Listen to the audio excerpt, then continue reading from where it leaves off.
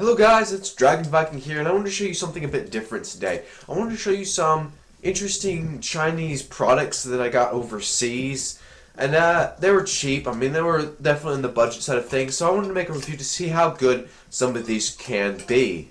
Alright, so first up I have this. This is just a typical sort of Molex fan design here for a PC case, and what I find interesting about this is it is cheap. All of these cords here. Let's see if I can get a close-up of this.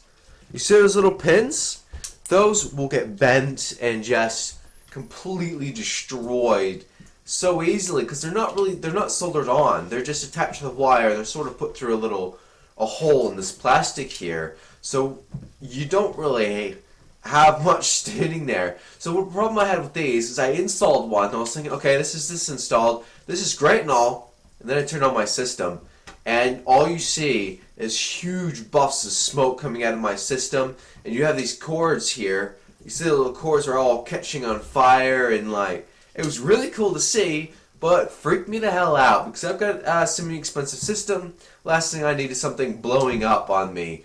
But good thing I had a decent power supply. It shut the system off really quickly, and no damage done. So that was really cool. But do not recommend buying any of these. I'll still leave the link in the description if you guys want to, but I really don't recommend buying these. I do recommend if you take these apart, say you want to take that wire apart, you want to put USB on it or something, they do run pretty okay. It seems to be this Molex connector here that is the biggest issue with these. Alright, so up next we've got this. This is I think it was around $7 or something. It's a fairly cheap USB mouse. And it's actually got a really cool design on it. That's why I wanted to pick it up. It's got like a little flowery design. It's got a lot of LEDs in there. It's got a few buttons all around it. It's got a double click button there, a DBI sensor there, and a decent scroll wheel. What I don't like about this mouse is how long it lasts. This thing lasted me about a week and a half before it started breaking, and before it completely broke, about 2 weeks. Now, what ended up breaking on it, slowly started breaking is the scroll wheel. The scroll wheel started going up and then down, and when I was just pressing down, and it just started messing up the sensor, and it was completely fucked.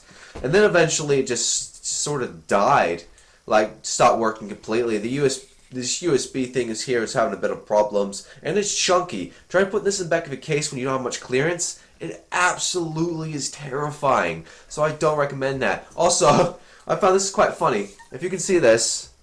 This is braided, which I thought was quite neat. Okay, it's a braided mouse. It was cheap, but it is so stiff that I could take a rubber mouse and it would still be more flexible than that. So I definitely don't recommend this unless you're on the ultimate budget or you're just really good at fixing stuff every 2 weeks. All right, now we're on to one of my personal favorites here. This is cool. This is just like a typical phone VR headset called the Bobo VR S4. It's very cool. You can open the top there, you put your phone in there, you can play some awesome VR games.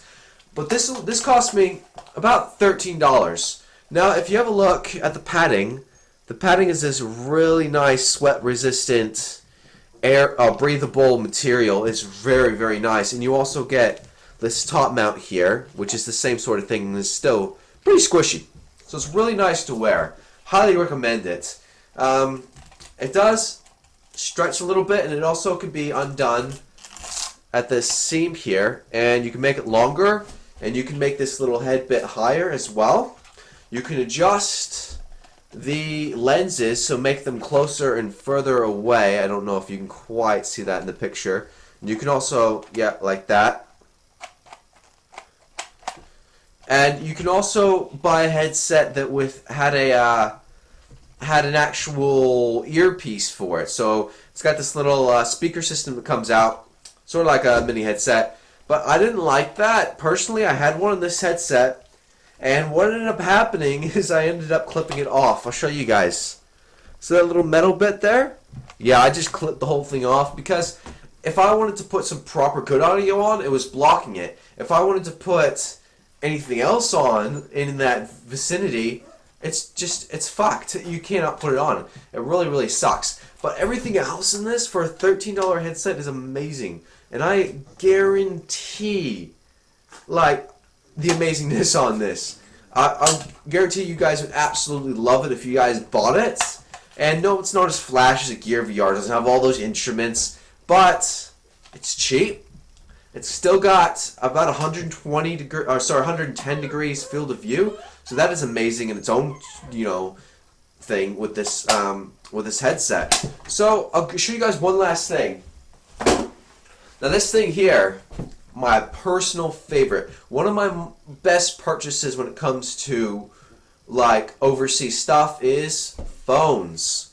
Now this is a I cannot pronounce this. Every time I try, I absolutely fail it. But it's the Xiaomi Redmi Pro 3. What's really cool about this phone is it's got that really nice body to it.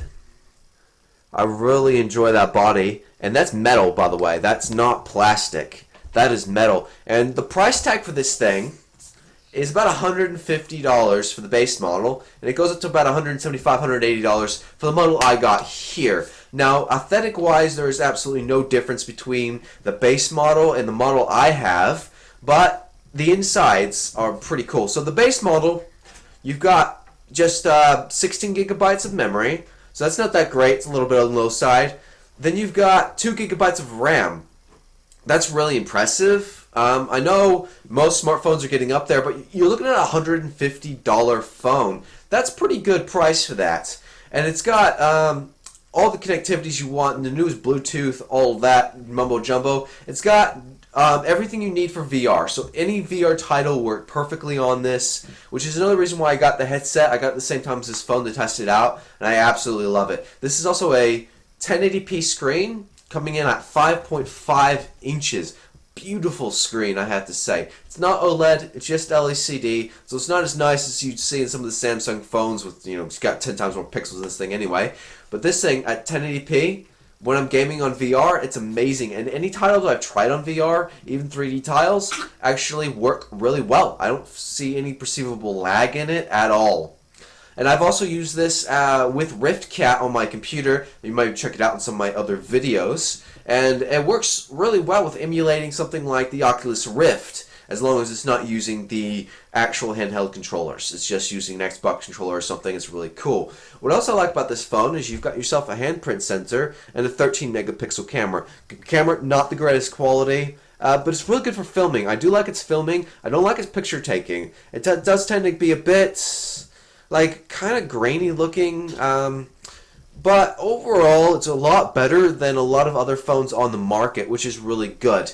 It's also got, this model has 3 gigabytes of RAM. This is about the $108 model, again. So 3 gigabytes of RAM and 32 gigabytes of ROM storage. So this thing, I've never ran out of room on this thing. I've done recording. I've done games on here. It doesn't really tend to run out of room too much as long as you're not obviously keeping all of your files on the phone. If you go out on long trips and you have to keep all the files on the phone for a long time, then you probably want to bring something like a memory card or something else. Which reminds me again, it also has, I don't have the tool for it right now, but this little slot here comes out into one of those typical, either put 2 micro SDs in, or micro SIM cards in, so it can handle 2 SIM cards, or you can put a single SIM card and an SD card in, so it supports that as well. So that's really, really cool when it comes to this design. But I think that's all for today, guys. I hope you guys enjoyed this. If you did, I want you to leave a like in that comment, and I want you to see what else you want to see. Do you want me to see just random Chinese stuff I've bought in the past, or any stuff I'll buy in the future, and put it up and show you guys? Do you want me to buy some new phones and test them out? I mean, if I get enough views, I'll do that, but I need the budget too. Got a broke at the moment. And, yeah, like I said, if you guys really liked it, also leave yourself a comment and hit that subscribe button. It definitely helps out the channel, and it shows that you like this content. If you do, I'll start making more of it, because I actually do enjoy doing this. So, until next time, I guess I'll see you guys.